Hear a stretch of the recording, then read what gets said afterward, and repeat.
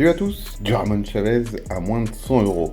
Et oui, je me suis concentré sur ça pour le titre. Et je vous rassure, c'est pas le seul argument de ce couteau de la marque Iconic. Iconic, une des nouvelles marques qui commence à émerger actuellement, qui s'est fait connaître au SHOT Show et qui commence à faire parler d'elle sur les réseaux. Et Ramon Chavez, c'est un coutelier du Nouveau-Mexique qui a pas mal la cote en ce moment et qui fait des couteaux que j'adore, que vous avez forcément déjà vu avec le clip caractéristique en forme de tête de mort. Sauf que ces couteaux, c'est au minimum 350 euros et souvent on est plus proche des 500 euros. Du coup, quand j'ai vu ce RCK9 à 85 euros, c'est de toute beauté. j'ai foncé direct. Et je suis pas déçu, et je pense qu'on peut beaucoup attendre de l'Iconic, mais ça j'y reviendrai plus tard. Faisons déjà un petit tour de ce couteau avec ses caractéristiques. On a une longueur totale de 18 cm, une longueur fermée de 10,2 cm, une taille de lame de 7,4 cm, une épaisseur de 3 mm, le tout pour un poids de 97 grammes. Au niveau des matériaux, on est sur du grand classique, avec une lame en D2, et des plaquettes en G10 pour le manche. Par contre, on reconnaît bien le design de Ramon Chavez. C'est sans fioriture et les marquages sont sobres, quel que soit le côté. Et honnêtement, ça j'aime. Ça j'aime.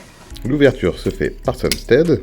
Ça marche très très bien. C'est super fluide grâce au roulement à billes en céramique. En plus, pour une fois, je trouve qu'ils sont assez bien placés. Ils sont vraiment assez hauts sur la lame, ce qui nous permet vraiment de profiter d'un maximum du tranchant. Le verrouillage, lui, se fait par liner lock. Ça se verrouille très très bien, ça y a pas de souci.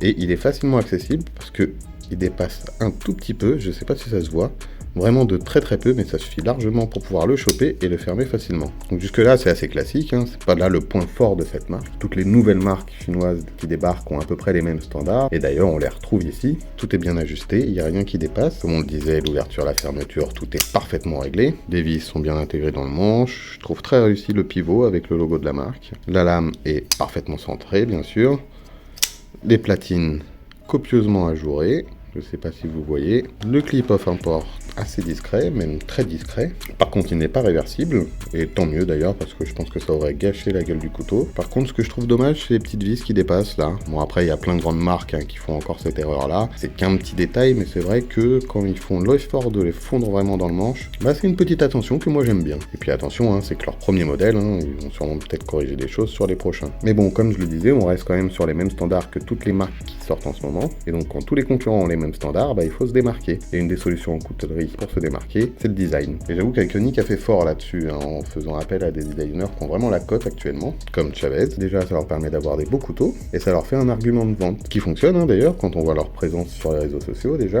Et d'ailleurs, tout ça en les vendant un petit peu plus cher grâce au nom du designer. Ah non, il y en a dedans. Habituellement, pour un couteau avec ces caractéristiques-là, on serait plus aux alentours de 50 ou 60 euros. Mais ça fonctionne quand même. Les gens sont prêts à mettre 500 balles habituellement pour avoir le boulot de Chavez.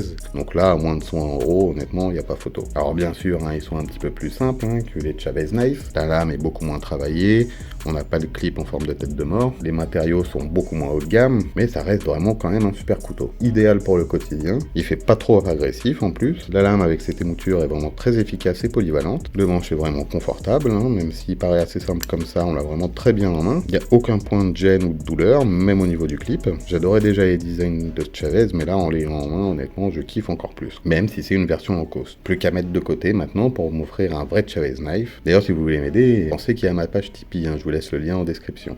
Le rat. Discret, prudent, intelligent. Voilà pour la présentation de ce Iconic et de cette nouvelle marque. N'hésitez pas à me dire en commentaire ce que vous pensez du couteau, de la marque, ou même de Chavez Knife si vous connaissez. Si la vidéo vous a plu, pensez à liker, partager et à vous abonner, surtout si c'est pas fait. Moi je vous laisse comme d'habitude avec les tests de coupe et de beaux petits clichés du couteau. Et on se revoit très très vite pour une nouvelle présentation. Ciao!